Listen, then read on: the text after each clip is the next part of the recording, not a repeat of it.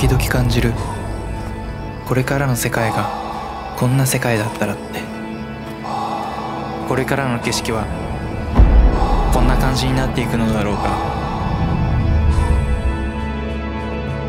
美しい壮大な景色はいつも時間を忘れさせ、新しい想像力を与えてくれる。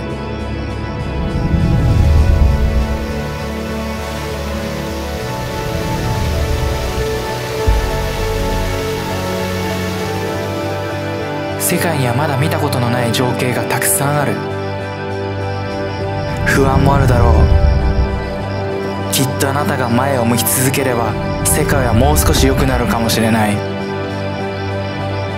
さあ、一緒に音楽を探す旅に出かけよう。